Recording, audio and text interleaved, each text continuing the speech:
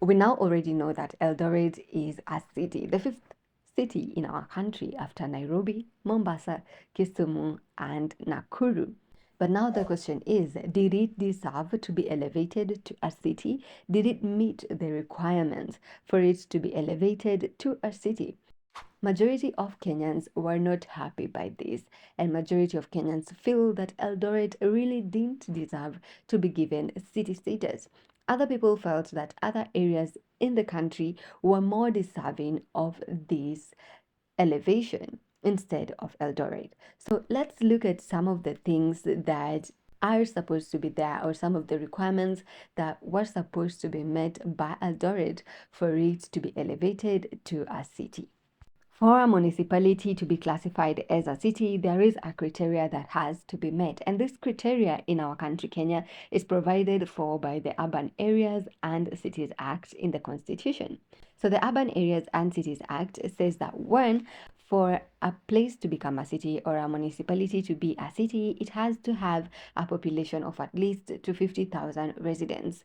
I gather that Eldoret has about more than 400,000 residents, therefore it does meet that criteria.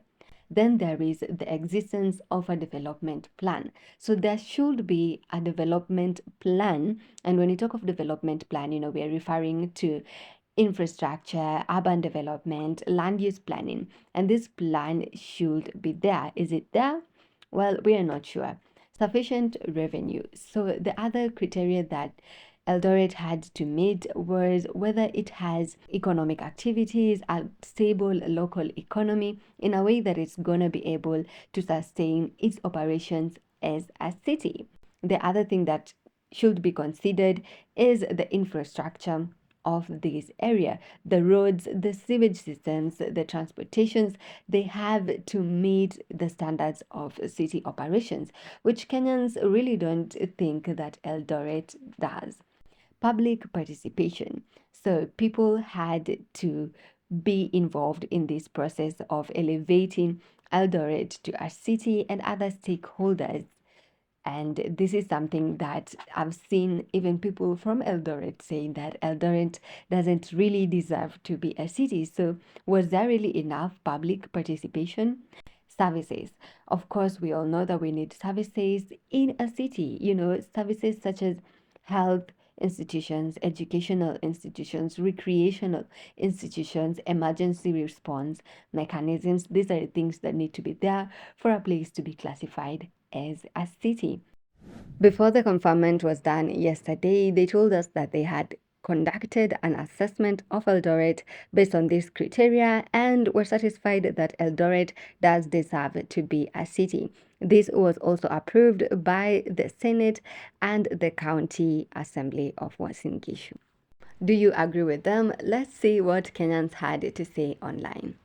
Stop this nonsense of making your village a city. Upgrading a town to a city is not a roadside declaration driven by lies and morbid fascination. There are critical considerations. Kisii should come first. At this rate, I hope you will not declare Sugoi a county. Eldoret is the only city in the world without traffic lights. Kisii is better than Eldoret town. Why confer Eldoret town before Kisii? Sad, but it is what it is. Eldoret is a one-way street. The criteria used to declare it a city ndio sijui. Big joke. Eldoret should be a municipality. Mi naishi hapa Paris. Let me tell you, these guys are just doing things for the sake. I don't know why they are rushing for city status. Eti city mtu hawezi hata potea. These were some of the comments from Kenyans, and actually majority of the comments were against the elevation of Eldoret to city status. In case you're wondering why Kenyans are against the elevation of Eldoret to a city, well, here is a good answer.